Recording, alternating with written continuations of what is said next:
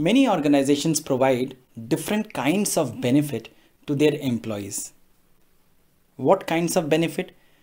देखिए, basic salary या allowance के अलावा भी एम्प्लॉयर अपने एम्प्लॉय को कुछ बेनिफिट्स प्रोवाइड करता है.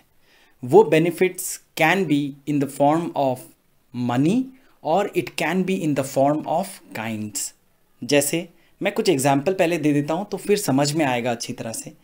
सपोज़ एम्प्लॉयर ने मुझे एक गाड़ी दे दिया. मैं अपने एम्प्लॉयर के पास काम करता हूँ और उन्होंने मुझे एक गाड़ी दे दी अपने पर्सनल और ऑफिशियल पर्पस के ट्रैवल के लिए. हो सकता है मेरा एम्प्लॉयर जो है वो मेरे घर के नौकरों का सैलरी देते हैं. हो सकता है कि मेरे जो एम्प्लॉयर है वो मुझे मुफ्त में एक घर दे दिए हैं. तो ये जो भी बेनिफिट्स हैं वो बेनिफिट्स हम लोग उसे परक्विजिट का नाम देते हैं. सो यहाँ देखते हैं, perquisites may be defined as any casual emolument और benefit attached to an office और position in addition to salary और वेजेस. तो सैलरी या फिर वेज के एडिशन में अगर और भी कोई बेनिफिट मिलता है उसे हम लोग परक्विजिट कहते हैं. Perquisite may be provided in cash or in kind. Perquisites are taxable under the head salaries only if they are allowed by an employer to his employee. मतलब जो ये एम्प्लॉयर जो है उसी ने दिया हुआ है, किसी और से अगर मैं बेनिफिट रिसीव करता हूँ that is not considered as perquisite. Allowed during the continuance of employment. मैं जब तक एम्प्लॉई हूँ अपने ऑर्गेनाइजेशन का, अपने एम्प्लॉयर का, तब तक ही मैं परक्विजिट रिसीव करने के लिए एलिजिबल हूँ. After retirement I can not receive perquisite और any kind of benefit. Even if I receive it we can not call it perquisite. Directly dependent upon service. मतलब ये पूरी तरह से सर्विस पे डिपेंड करता है, एम्प्लॉयमेंट के अग्रीमेंट में डिपेंड करता है. Resulting in the nature of personal advantage to the employ. Obvious सा बात है, अगर कोई भी एम्प्लॉय को बेनिफिट के तौर पे कुछ भी पैसा या फिर काइंड में एम्प्लॉयर से कुछ मिलता है तो वो पर्सनल बेनिफिट ही होता है. सो परक्विजिट हमेशा पर्सनल बेनिफिट के तौर पे ही हमें लाभ पहुंचाता है. Derived by virtue of employer's authority. Employer ही देगा तो जाहिर सा बात है एम्प्लॉयर का ही अथॉरिटी होना चाहिए. चलिए, सबसे पहला परक्विजिट अभी धीरे धीरे हम लोग डिस्कस करते हैं. परक्विजिट या ये बेनिफिट जो हैं कितने तरह के होते हैं और उन्हें हमारे सैलरी के कंप्यूटेशन में किस तरह से इनकॉर्पोरेट करना पड़ता है. मतलब ये जो बेनिफिट है या वो कैश में हो या काइंड में हो, वो जिस तरह से बेसिक सैलरी का अमाउंट आता है, अलावेंस का अमाउंट आता है, उसी तरह से परक्विजिट का भी अमाउंट आएगा सैलरी के कैलकुलेशन में. सबसे पहले हम लोग रेंट फ्री एकोमोडेशन का परक्विजिट वैल्यू कंप्यूटेशन करना सीखेंगे. सो रेंट फ्री एकोमोडेशन या फिर एकोमोडेशन एट कंसेशनल रेंट जो है ये एम्प्लॉयर एम्प्लॉय को प्रोवाइड करता है. दो तरह के एम्प्लॉय होते हैं for the purpose of finding out rent free accommodation. एक है एम्प्लॉयज़ ऑफ सेंट्रल और स्टेट गवर्नमेंट या फिर अदर एम्प्लॉयज़. अदर एम्प्लॉयज़ मतलब प्राइवेट कंपनी के एम्प्लॉयज़, पब्लिक कंपनी के एम्प्लॉयज़, उन्हें हम लोग अदर एम्प्लॉयज़ के कैटेगरी में यहाँ पे कंसिडर किया है. आगे यहाँ पे देखते हैं सेंट्रल या स्टेट गवर्नमेंट के एम्प्लॉयज़ का यहाँ पे कैलकुलेशन कैसे होता है. क्या कैलकुलेशन कर रहे हैं, वापस से ध्यान रखना है. हम लोग रेंट फ्री एकोमोडेशन का वैल्यूएशन निकालने का कोशिश कर रहे हैं यहाँ पे कि अगर एक एम्प्लॉय जो गवर्नमेंट का एम्प्लॉय है, सेंट्रल या स्टेट गवर्नमेंट के एम्प्लॉय हैं, उनको अगर कोई भी घर मुफ्त में मिलता है रहने के लिए तो उनके सैलरी में क्या अमाउंट टैक्स होगा, किस अमाउंट को हम लोग रेंट फ्री एकोमोडेशन का अमाउंट पकड़ेंगे. So this category include central government employ and state government employ. Employees of local authority or foreign government employee are not considered under this category. तो यहाँ पे साफ साफ लॉ में, इनकम टैक्स एक्ट में बताया हुआ है कि government employ for the purpose of valuation of rent free accommodation perquisite is only central and state government employees. Employees who are under local authority or under foreign government, they are not considered as government employees. तो ये साफ साफ याद रखना है हमें. So the value of perquisite in respect of accommodation provided to such employee is equal to the license fee, which would have been determined by the central or state government in accordance with the rules framed by government for allotment of house to its officers. जब भी एक central या state government अपने employ को मुफ्त में government quarters देता है रहने के लिए, तो उसके लिए एक लाइसेंस फ़ी होता है. ये लाइसेंस फ़ी एम्प्लॉय को देने का ज़रूरत नहीं है. ये लाइसेंस फ़ी जो है ये परक्विजिट के कैलकुलेशन के लिए डिटरमाइन किया जाता है. वापस से मैं कहता हूँ, लाइसेंस फ़ी जो है ये सरकार ही कंप्यूट करती है, डिटरमाइन करती है. ये लाइसेंस फ़ी ऐसा एक अमाउंट आप पकड़ लीजिए अपने समझने के लिए कि एक सरकारी एम्प्लॉय को एक घर में रहने का, जो गवर्नमेंट का क्वार्टर है उसमें रहने का पूरा अधिकार है. तो ये इस तरह से हम लोग समझ सकते हैं कि that government employ have the licence to reside in that house. And हमें अब साफ साफ पता है कि जो भी लाइसेंस होता है उसका कुछ फ़ीस होता है. चाहे वो लाइसेंस कोई भी चीज़ के परमिशन का हो, वो लाइसेंस का एक फ़ीस होता है. तो यहाँ पे घर पे रहने का एक फ़ीस है, लाइसेंस फ़ी है. वो लाइसेंस फ़ी एम्प्लॉय को गवर्नमेंट को देना नहीं पड़ता है, लेकिन वो वैल्यू डिटरमाइन किया हुआ है, सरकार के पास वो डेटा अवेलेबल है. सो जब भी एम्प्लॉयर, एक गवर्नमेंट एम्प्लॉयर मतलब सेंट्रल गवर्नमेंट या स्टेट गवर्नमेंट अपने एम्प्लॉय को एक घर रेंट फ्री के तौर पे देता है, in that case taxable value of rent free accommodation perquisite will be licence fee. Rent free official residence provided to जज ऑफ अ हाई कोर्ट और टू जज of the supreme court is exempt from tax. आगे देखें, है ना, यहाँ पे क्या लिखा मैंने कि जज जो हाई कोर्ट के हैं, जज जो कि सुप्रीम कोर्ट के हैं, इनको अगर सरकार कोई भी घर देती है ऑफिशियल पर्पस में रहने के लिए, तो उसका परक्विजिट वैल्यू नील आता है, उसका कोई भी टैक्स नहीं होगा. It is fully exempt from tax. ये जो एग्जेम्पशन है रेंट फ्री अकोमोडेशन का, ये और भी आगे कुछ ऑफिशियल को भी प्रोवाइड किया हुआ है. जैसे पार्लियामेंट में के ऑफिशियल को दिया गया है, यूनियन मिनिस्टर्स को दिया गया है, यूपीएससी के चेयरमैन को भी दिया गया है. मतलब मिनिस्ट्री में जितने भी लोग काम करते हैं उन्हें अगर मुफ्त में घर दिया जाए, मतलब मिनिस्टर्स का बात कर रहा हूँ मैं, ठीक है, उन्हें अगर कोई भी मुफ्त में घर दिया जाए तो उसका कोई भी टैक्सेबल वैल्यू नहीं आता है. ठीक है, it is fully exempt from tax. हम लोग एक क्वेश्चन देखते हैं. ये क्वेश्चन से हमारा ये कॉन्सेप्ट जो है थोड़ा क्लियर हो जाएगा. Mister S, an officer of government of Madhya Pradesh, draws rupees 45,000 per month as basic pay. The government has provided him rent-free unfurnished flat whose market rate is 9,800 per month. As per the government rules, license fee of the flat is 1,250 per month. Determine the value of perquisite in respect of rent-free flat for the assessment year 2020-21. तो यहाँ पे mister S जो है वो Madhya Pradesh state के government के employ हैं. उन्हें 45,000 रुपीज़ के तौर पे सैलरी मिलता है. ठीक है, उन्हें गवर्नमेंट ने एक घर दिया है जिस घर का रेंटल वैल्यू जो है 9,800 रुपीज़ पर मंथ है. मतलब अगर वो घर कोई और यूज़ करता है तो उसे 9,800 रुपया का रेंट पेमेंट करना पड़ेगा. लेकिन मिस्टर एस को मध्य प्रदेश स्टेट के गवर्नमेंट ने मुफ्त में वो घर दिया है रहने के लिए. और यहाँ पे वो इन्फॉर्मेशन भी दिया हुआ है कि स्टेट गवर्नमेंट है तो लाइसेंस फ़ी का एक बात आ जाता है. तो यहाँ पे लाइसेंस फ़ी 1,250 रुपीज़ पर मंथ का इन्फॉर्मेशन हमें दिया हुआ है.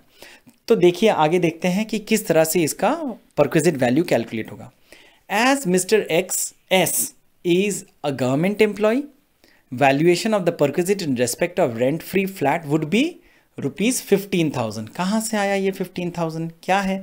क्योंकि मिस्टर एस स्टेट गवर्नमेंट के एम्प्लॉय हैं, तो उनके लिए लाइसेंस फी का जो अमाउंट है वही टैक्सेबल वैल्यू ऑफ परक्विजिट होगा फॉर रेंट फ्री अकोमोडेशन, जो कि 1,250 रुपीज़ इंटू 12 होगा, जो पूरे साल का अगर हम लोग देखें तो 15,000 रुपये आता है। यहाँ पे रेंटल वैल्यू का जो इन्फॉर्मेशन दिया हुआ है 9,800 रुपीज़, वो इमटेरियल है, उसको हमें नहीं देखना है। ठीक है, चलिए आगे हम लोग देखते हैं प्राइवेट सेक्टर और अदर एम्प्लॉयज़, इनका क्या बात है। देखिए, सेंट्रल गवर्नमेंट या स्टेट गवर्नमेंट के एम्प्लॉय का जो वैल्यूएशन था वो तो लाइसेंस फी था, ठीक है, लेकिन जो अदर एम्प्लॉयज़ का कैटेगरी है, इसमें परक्विजिट वैल्यू कैलकुलेट करने का एक तरीका है, वो तरीका है सैलरी का। मतलब हमें यहाँ पे देखना पड़ेगा कि जो एम्प्लॉय को रेंट फ्री अकोमोडेशन प्रोवाइड किया गया है वो एम्प्लॉय का सैलरी कितना है। वो सैलरी का एक प्रोसेस है यहाँ पे कैलकुलेट करने का, मैं आगे डिस्कस करूँगा आपसे। वो जो सैलरी है उसको हम लोग कैलकुलेट करेंगे, उसका एक स्पेसिफिक परसेंटेज हमें लॉ में यहाँ पे बताया हुआ है, वो परसेंटेज को मल्टीप्लाई करेंगे और जो भी अमाउंट आएगा वो होगा टैक्सेबल वैल्यू ऑफ परक्विजिट।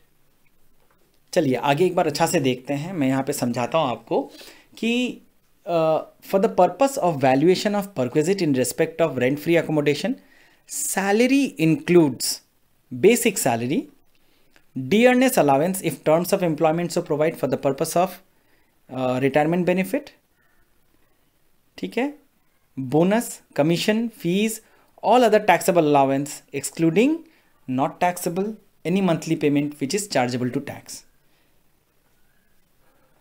एक बार ध्यान से समझते हैं ये क्या चीज़ है।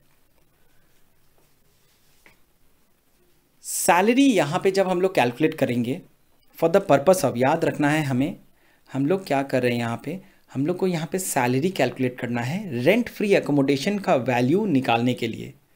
तो वो सैलरी कितना होगा, तो यहाँ पे सैलरी जब निकालते हैं तो उसका एक प्रोसेस है, सैलरी में क्या क्या आइटम कितना कितना आएगा वो हमें पता करना है।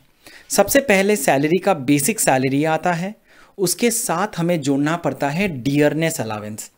डियरनेस अलावेंस का खाली वो पोर्शन आएगा जो पोर्शन रिटायरमेंट बेनिफिट के लिए फॉर्मिंग पार्ट है, जो पोर्शन रिटायरमेंट बेनिफिट का फॉर्मिंग पार्ट नहीं है वो नहीं आएगा।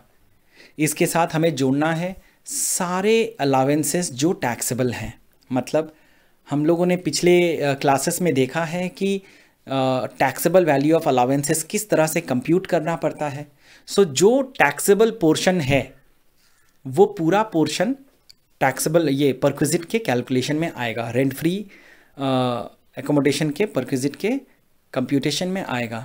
इसके अलावा एम्प्लॉयर अगर कोई भी पैसा अपने एम्प्लॉय को पेमेंट करता है बोनस के तौर पे, फीस के तौर पे, कमीशन के तौर पे या कोई और नाम से जो पूरी तरह से टैक्सेबल होता है, वो सारे अमाउंट यहाँ पे परक्विजिट के लिए कैलकुलेट होगा। कुछ कुछ आइटम्स जो हैं वो सैलरी का पार्ट नहीं कहलाएगा for the purpose of rent free accommodation, वो मैंने यहाँ पे लिस्ट करके दिखाया हुआ है। क्या क्या है देखते हैं। डियरनेस अलावेंस जो कि रिटायरमेंट बेनिफिट का फॉर्मिंग पार्ट नहीं है, प्रोविडेंट फंड का कंट्रीब्यूशन जो एम्प्लॉयर ने किया हुआ है, अलावेंस जो एग्जेम्प्ट होते हैं और परक्विजिट के वैल्यू। मतलब क्या है, जो परक्विजिट तो खाली रेंट फ्री अकोमोडेशन ही नहीं है, आगे जाके हम लोग और भी परक्विजिट देखेंगे। तो जो भी बेनिफिट्स और भी मिलते हैं एम्प्लॉयर के तरफ से एम्प्लॉय को, वो परक्विजिट यहाँ पे कैलकुलेशन में नहीं लेना है। जो अलावेंसेस एग्जेम्प्ट हैं वो अमाउंट भी यहाँ नहीं लेना है। जो प्रोविडेंट फंड का अमाउंट है एम्प्लॉयर एम्प्लॉय को देता है वो भी नहीं लेना है। चलिए आगे देखते हैं इसको कंप्यूट क्या करना है, कैसे करना है। और एक दो चीज़ हम लोग यहाँ पे समझ लेते हैं।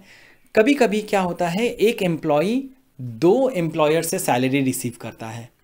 तो अगर सिचुएशन ऐसा है कि एक एम्प्लॉई दो एम्प्लॉयर मतलब दो अलग अलग कंपनी में काम करता है और दोनों जगह से अगर वो सैलरी रिसीव करता है, तो रेंट फ्री एकोमोडेशन का जो ये सैलरी का कंप्यूटेशन हम लोगों ने अभी देखा, वो सैलरी में दोनों एम्प्लॉयर का सैलरी इंक्लूड करना है। और एक चीज़ याद रखना है, जो मैंने कहा अभी, परक्विजिट्स जो हैं वो नहीं लेने हैं, अलग दूसरे जो परक्विजिट्स हैं। तो यहाँ पे एक चीज़ ध्यान रखना है, जो परक्विजिट जो है ये सेक्शन 17 विद इन ब्रैकेट 2 में टैक्स होता है। तो जो भी परक्विजिट सेक्शन, जो भी अमाउंट जो सेक्शन 17 विद इन ब्रैकेट 2 में इंक्लूड होता है वो हमें नहीं लेना है, और जो सेक्शन 17 विद इन ब्रैकेट 2 में नहीं इंक्लूड होता है वो salary for the purpose of rent free accommodation में कंप्यूट करेंगे। एक बार देखते हैं यहाँ पे किस तरह से हम लोग कैलकुलेट करते हैं। तो basis of valuation of rent free accommodation है क्या, यहाँ पे हमें 2-3 चीज़ ध्यान में रखना है। पहला, जिस जगह में रेंट फ्री एकोमोडेशन प्रोवाइड किया हुआ है उस जगह का पॉपुलेशन क्या है एज पर 2001 सेंसस। ठीक है, 2001 सेंसस के मुताबिक गवर्नमेंट का डेटा के हिसाब से कितना पॉपुलेशन है जिस जगह पे ये रेंट फ्री एकोमोडेशन प्रोवाइड किया हुआ है। दूसरा है, जो घर प्रोवाइड किया हुआ है क्या वो घर एम्प्लॉयर का खुद का है, मतलब is it owned by the employer. अगर नहीं है तो वो एम्प्लॉयर ने खुद भाड़े पे लेके अपने एम्प्लॉय को रहने के लिए प्रोवाइड किया होगा। मतलब 2 तरह का सिचुएशन हो सकता है यहाँ पे, या तो जो घर एम्प्लॉय रह रहा है जिसमें रेंट फ्री के तौर पे, वो घर हो सकता है कि एम्प्लॉयर खुद का ओन किया हुआ है, उसका मालिक एम्प्लॉयर ही है। मैं एग्जांपल के तौर में आपको बताता हूँ, जैसे मैंने ऊपर में एग्जांपल लिया था कि अदर एम्प्लॉयज़, मतलब यहाँ पे टाटा का मैंने सिंबल दिया था। हो सकता है कि टाटा लिमिटेड के कुछ क्वार्टर्स हैं जिसमें टाटा के ही एम्प्लॉयज़ रहते हैं, तो वो जो फ्लैट्स हैं जो टाटा का ही ओन किया हुआ है उसे हम लोग कहते हैं ओन्ड बाय एम्प्लॉयर। कभी कभी हो सकता है कुछ एरिया में एम्प्लॉय को घर दिया गया है जिस एरिया में एम्प्लॉयर का ओन किया हुआ प्रॉपर्टी नहीं है, वहाँ पे एम्प्लॉयर भी घर जो है, फ्लैट जो है, खुद भाड़े पे लिया हुआ है और वो एम्प्लॉय को पास किया हुआ है। मतलब क्या है कि that property which is in which the employ is residing is further taken as rent by the employer. So there are 3 things जो ध्यान में यहाँ रखना है कि पॉपुलेशन कितना है, जो घर दिया हुआ है वो घर कौन ओन करता है, एम्प्लॉयर का ओन किया हुआ है या फिर वो एम्प्लॉयर ने खुद भाड़े पे लिया हुआ है। अब देखते हैं ये टेबल को अच्छा से। पॉपुलेशन, अगर जिस जगह पे रेंट फ्री एकोमोडेशन प्रोवाइड किया हुआ है वहाँ का पॉपुलेशन अगर एक्सीडिंग 25 लाख है तो क्या होगा। इन दैट केस ऊपर में जिस तरह से हम लोगों ने देखा सैलरी, कितना सैलरी होगा, वो सैलरी का 15% परक्विजिट कहलाएगा।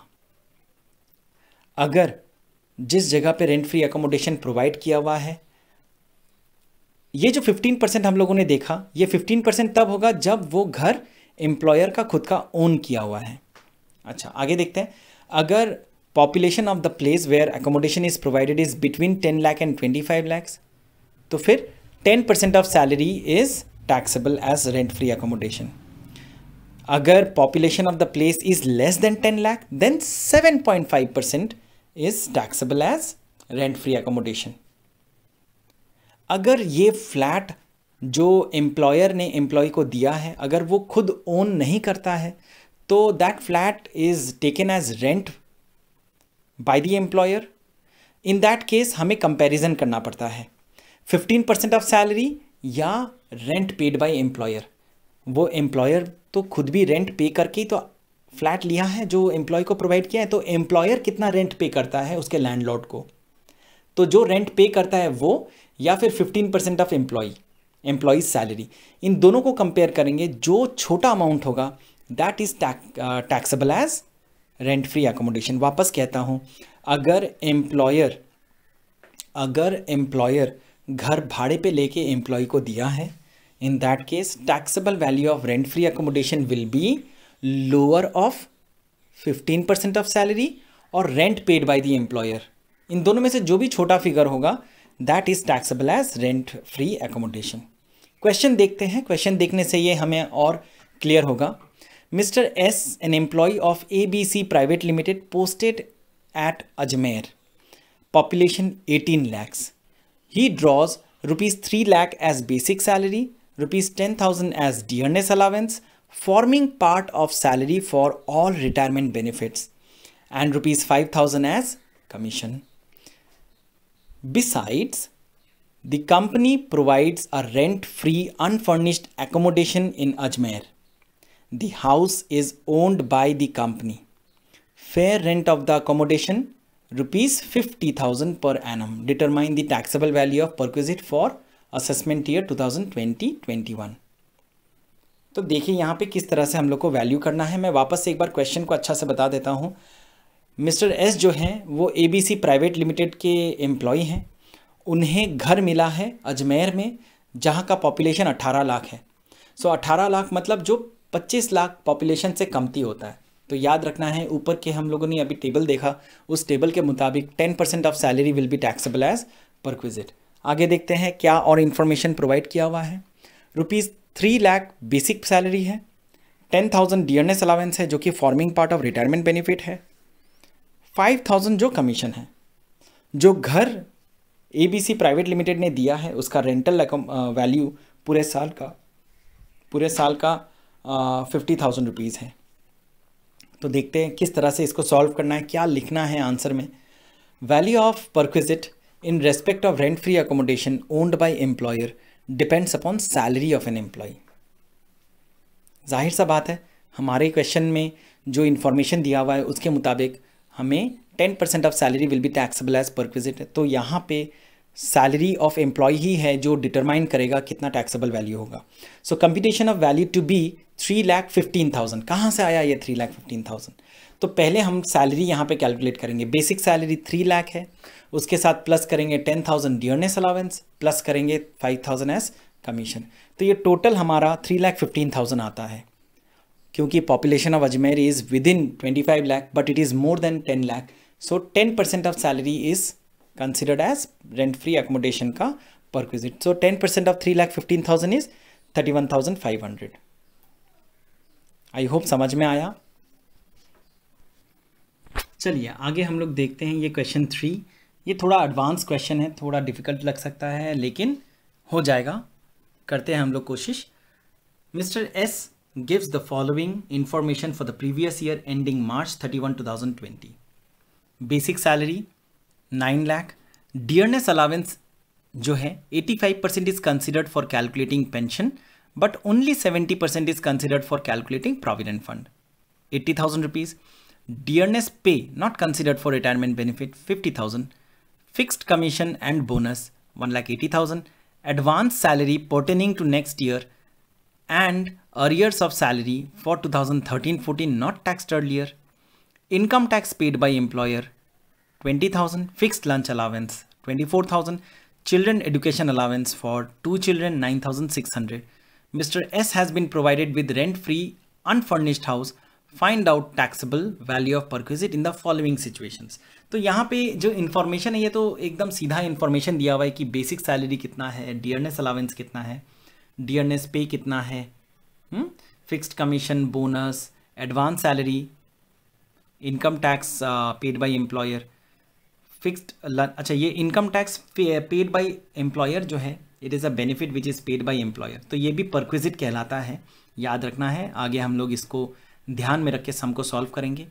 Fixed lunch allowance, children education allowance 2 बच्चों के लिए।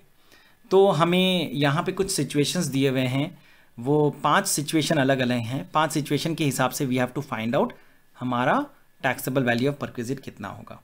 देखते हैं क्या क्या सिचुएशन है। पहला सिचुएशन देखिए यहाँ पे क्या लिखा है। Mister S is a government employ, that is central government employ और state government employ. He has been allotted a rent free accommodation by the government. Licence fee of the house according to the house allotment scheme of government is 6,000 rupees per annum. 6,000 रुपया साल का licence fee है। अगर mister S central government के employ होते हैं तो किस तरह से कैलकुलेट होगा हमारा रेंट फ्री अकोमोडेशन। सिचुएशन 2 देखते हैं। Mister S is an employee of LIC of India, life insurance corporation के वो एम्प्लॉय हैं, ठीक है। अच्छा, याद रखिए लाइफ इंश्योरेंस कॉरपोरेशन जो है ये पब्लिक लिमिटेड कंपनी है, ये सेंट्रल गवर्नमेंट का इसमें इन्फ्लुएंस तो है, लेकिन ये गवर्नमेंट नहीं है, ठीक है, सरकार नहीं है ये। तो लाइफ इंश्योरेंस कॉर्पोरेशन के जो एम्प्लॉय हैं, we consider them as non government employees या फिर अदर एम्प्लॉयज़। ओके, सो अगर LIC का एम्प्लॉय है तो किस तरह से कैलकुलेट होगा?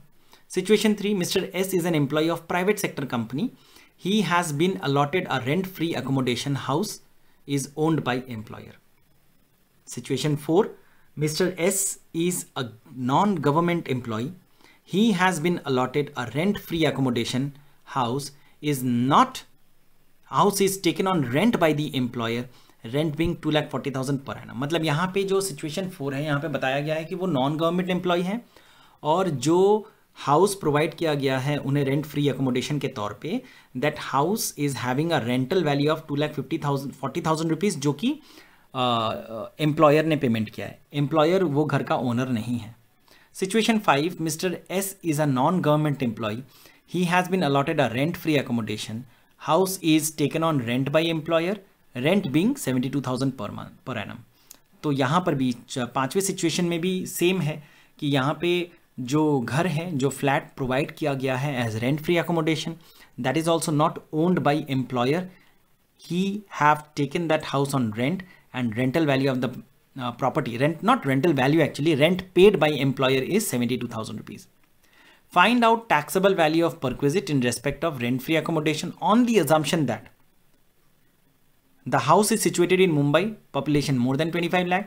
The house is situated in Pratapgarh, population as per 2001 census is 8 lakh. But it is 12 lakh as per 2011 census. याद रखिए 2011 census हमारे लिए immaterial है, हमें 2001 ही देखना है। मैंने पीछे जब एक्सप्लेन किया था तो याद होगा। चलिए आगे देखते हैं किस तरह से इसको सॉल्व करना है। सो हमें यहाँ पे ध्यान रखना है, इन ऑल दी सिचुएशंस हम लोग अलग अलग सिचुएशन का अलग अलग तरह से कैलकुलेट करके दिखाएंगे, सिचुएशन 1 से लेके 5 तक।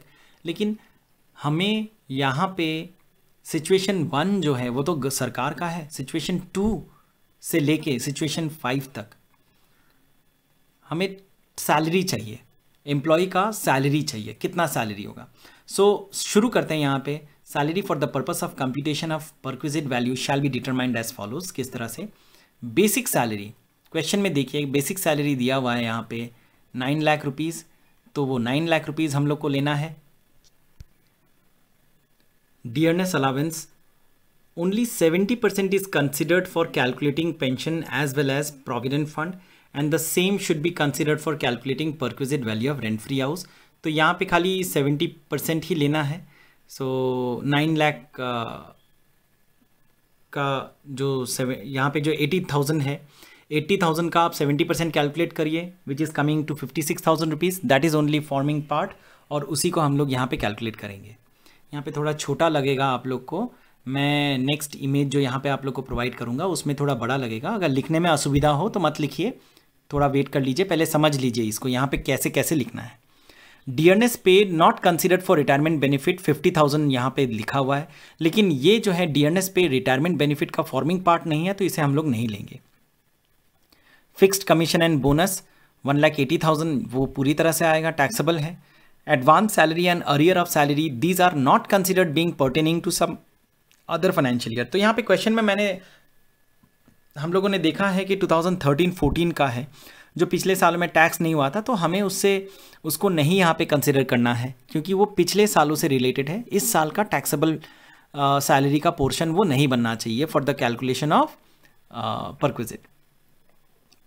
चलिए, so income tax paid by employer is a perquisite not to be considered in valuation of perquisite. हाँ, valuation of rent free accommodation तो यहाँ नील आ जाएगा। मैंने अभी कुछ देर पहले भी बताया था आप लोग को कि जो इनकम टैक्स है वो अगर एम्प्लॉयर देता है तो वो परक्विजिट हो जाता है, वो बेनिफिट हो जाता है, तो उसे हम लोग को यहाँ पे कंसिडर नहीं करना है, तो वो नील हो जाएगा। Fixed lunch allowance fully taxable, पूरी तरह से आ जाएगा। चिल्ड्रन एजुकेशन अलाउंस हम लोगों ने पहले पढ़ा था, चिल्ड्रन एजुकेशन अलाउंस जो है ₹100 per month per child, maximum 2 children, ये हमें एग्जेम्पशन मिलता है। सो यहाँ पे क्वेश्चन में दिया हुआ है कि children education allowance for 2 children 9600 है। सो ये 9600 के हिसाब से हमें अगर टोटल अमाउंट मिलती है तो ये टोटल हमें कितना हो जाता है, 9600 हम लोग लिखते हैं बाहर, इससे हम लोग लेस करेंगे एग्जेम्पशन 100 × 2 × 12, 100 रुपीज़ पर मंथ, ठीक है, और 2 बच्चों के लिए। यहाँ मैंने नीचे लिखा है children education allowance only taxable portion to be included which is being exemption available at the rate of 100 per month per child for maximum of 2 children. So 2400 रुपया 9600 से माइनस होगा, 7200 वो आउटर कॉलम में चला जाएगा। अभी हम लोग बस ये सबको टोटल कर लेंगे, 9 lakh plus 56,000 plus 1,80,000 plus 24,000 plus 7,200, हमारा 11,67,200 आ गया salary for the purpose of calculating taxable value of perquisite in respect of rent free house. तो इसे अच्छा से आप लोग देख लीजिए। मैं वापस से यहाँ पे बताता हूँ आप लोग को कि हमें बेसिक सैलरी लेना है, डियरनेस अलावेंस जो 85% क्वेश्चन में लिखा था वो नहीं लेना है, 70% जो कि पेंशन और प्रोविडेंट फंड दोनों के लिए फॉर्मिंग पार्ट है उसे लेना है। डियरनेस पे यहाँ पे नहीं कैलकुलेट करेंगे, जब टोटल सैलरी कैलकुलेट करेंगे तब डियरनेस पे आएगा। डियरनेस पे क्योंकि रिटायरमेंट बेनिफिट में नहीं इंक्लूड हो रहा है यहाँ पे क्वेश्चन के मुताबिक, तो we will not consider it while calculating salary for the purpose of rent free accommodation। Advance salary जो 2013-14 से रिलेटेड है वो भी नहीं लेना है। फिक्स्ड कमीशन पूरी तरह से आ जाएगा। Income tax paid by employer ये परक्विजिट है, हमें पता है सेक्शन 17 विदिन ब्रैकेट 2 के अंडर में whatever amount is taxable we will not consider while calculating rent free accommodation. Then fixed lunch allowance is there and then children education allowance. तो total हमारा 11,67,200 आ गया। चलिए अब एक एक करके सिचुएशन देखते हैं। सिचुएशन 1 जो हमारा है उसमें वो गवर्नमेंट एम्प्लॉय है। तो गवर्नमेंट एम्प्लॉय के लिए हमें पता है क्या करना है, खाली लाइसेंस फ़ी को ही याद रखना है। तो क्वेश्चन में स्पेसिफिकली बता दिया था लाइसेंस फ़ी जो है वो 6,000 रुपीज़ पर एनम है। So in the case of government employ taxable value of perquisite is licence fee of the house as per house allotment scheme of the government. So वो प्रतापगढ़ में हो या मुंबई में हो, पॉपुलेशन कुछ भी हो, लाइसेंस फी आएगा, ठीक है। Situation 2, employee of LIC treated as non government employee, house is owned by employer.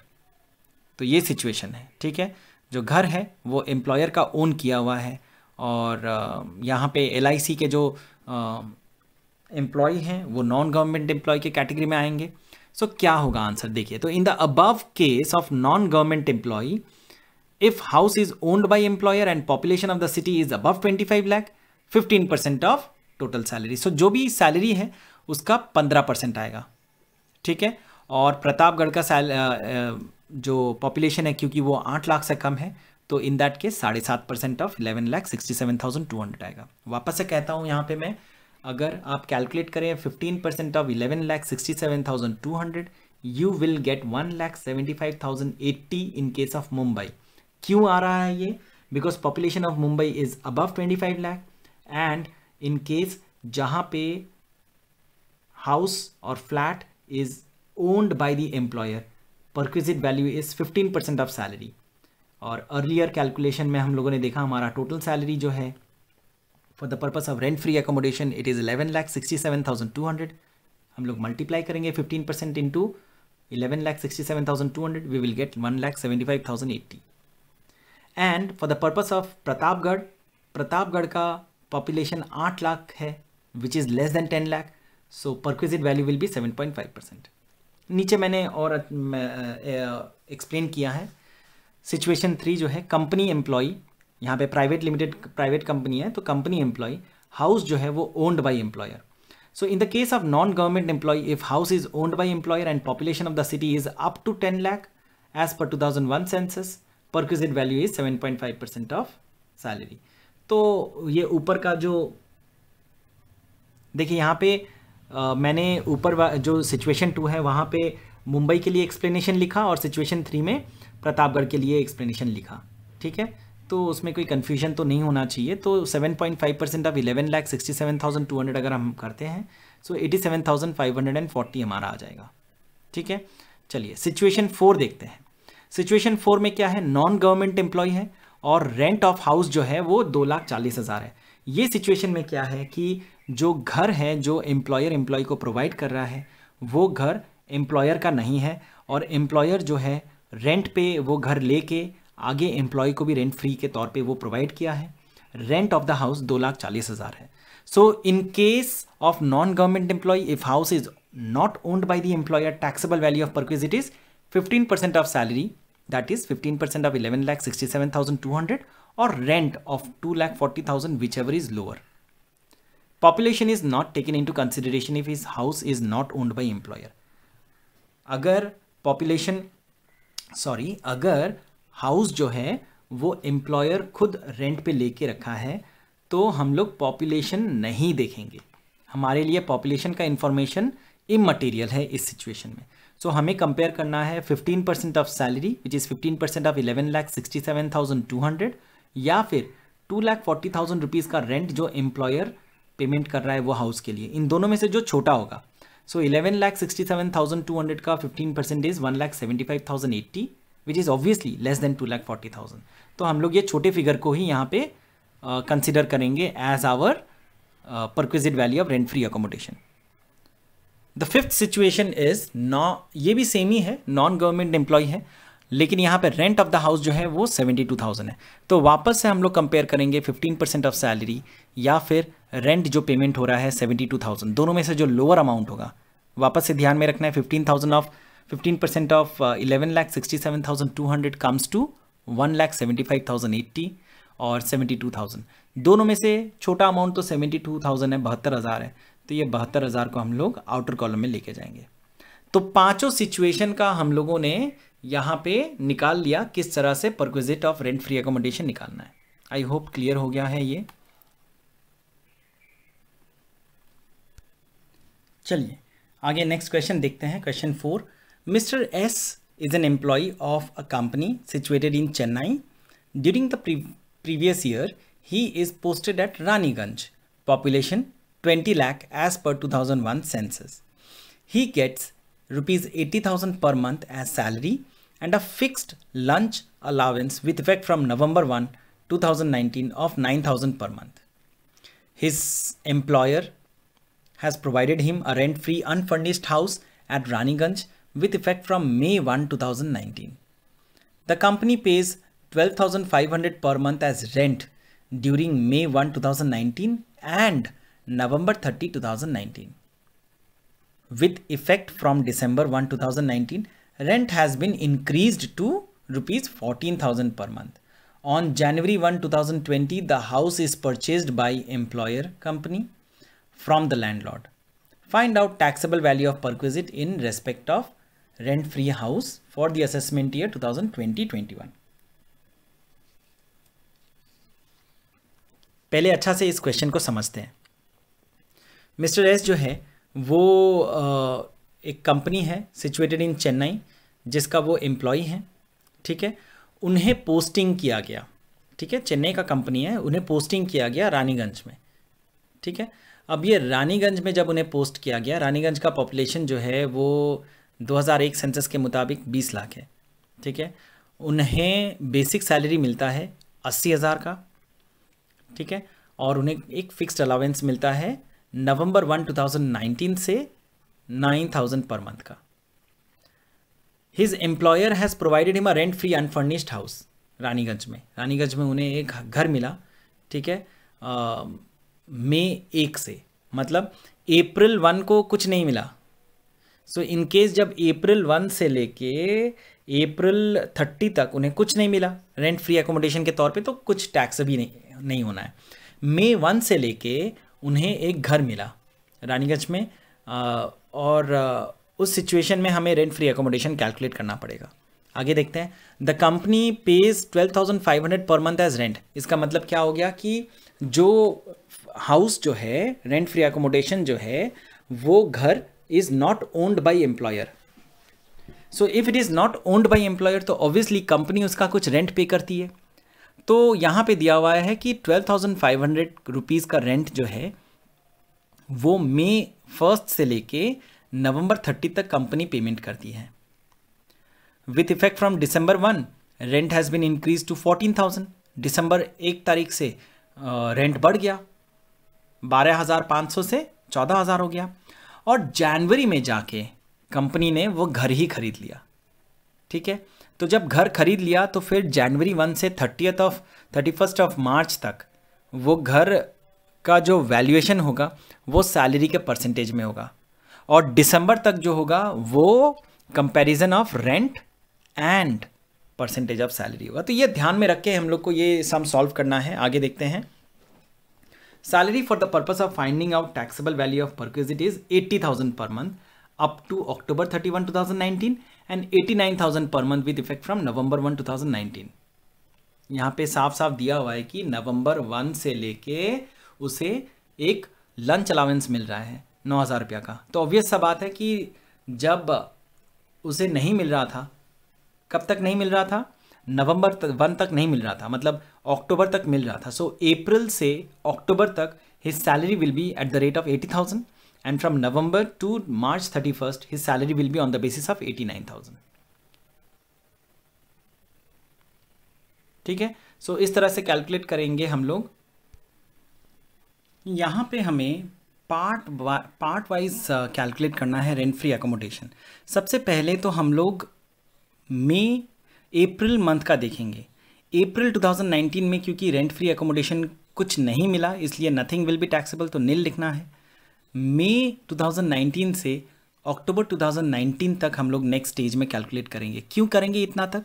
क्योंकि हम लोगों ने क्वेश्चन में देखा है कि नवंबर 1 से जो रेंट है, नवंबर 1 से जो रेंट है वो हाउस का वो बढ़ जा रहा है, तो इसीलिए नवंबर महीने का हम लोग अलग से देखेंगे। तो यहाँ पे देखिए क्वेश्चन में साफ साफ लिखा हुआ है कि मई 1, 2019 से नवंबर 30, 2019 तक उसका जो रेंट है वो 12,500 था, और दिसंबर महीने में उसका रेंट जो है वो 14,000 हो गया बढ़ के। तो देखते हैं, तो मई 2019 से अक्टूबर 2019 तक house not owned by employer taxable value is 15% of salary. ठीक है, सो 80,000 जो है 80,000 का 15% विल बी कैलकुलेटेड। हम लोग नवंबर को क्यों नहीं पकड़ रहे हैं यहाँ पे, अक्टूबर तक ही क्यों पकड़ रहे हैं? क्योंकि क्वेश्चन में साफ साफ बताया हुआ है from November 1 employee is receiving 9,000 rupees more as lunch allowance.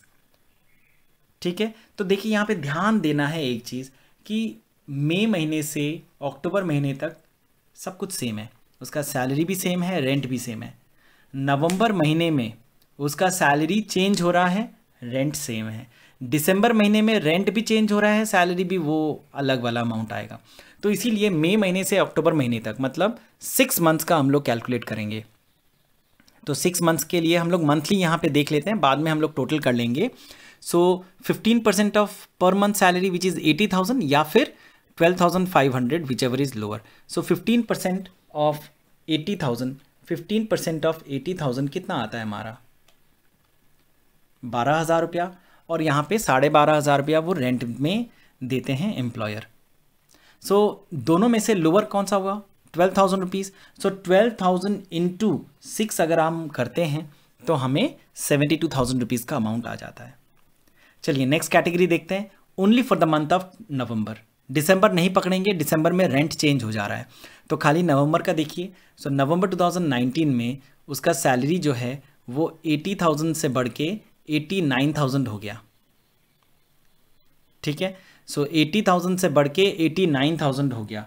सो 89,000 का अगर आप 15% पकड़ते हैं, 89,000 का अगर आप 15% पकड़ते हैं तो it is coming to 13,350 and rent paid by the employer is 12,500। So lower is 12,500, that is why 12,500 बाहर लिखना है। हम लोग क्यों कर रहे हैं, याद रखिए, rent free accommodation is calculated when house is provided on a rent free basis to employee। अगर रेंट फ्री अकोमोडेशन जो है वो अकोमोडेशन अगर ओन करते हैं एम्प्लॉयर खुद, तो फिर 15% ऑफ सैलरी हम लोग लेते हैं provided population is over 25 lakh. ठीक है, अगर हाउस जो है नॉट ओन्ड बाय एम्प्लॉयर है, in that case 15% of salary या फिर rent paid which ever is lower. तो यहाँ पे रेंट पेड जो है वो 12,500 है, और 15% ऑफ सैलरी विच इज़ 89,000 का 15% इज कमिंग टू 13,350। तो लोअर हो गया मेरा 12,500, उसे हम लोग आउटर कॉलम में लिखेंगे। December 2019, house not owned by employer, taxable value is 15% of salary, that is 89,000 per month, और rent of house 14,000 per month। ठीक है, सो यहाँ पे हम लोग को कैलकुलेट करना है कौन सा हमारा लोअर है। सो 14,000 पर मंथ रेंट या फिर 89,000 का 15%। तो 89,000 का 15% हमारा आता है 13,350, which is obviously less than 14,000। तो हम लोग आउटर कॉलम में 13,350 लिख देंगे for the month of December. ठीक है,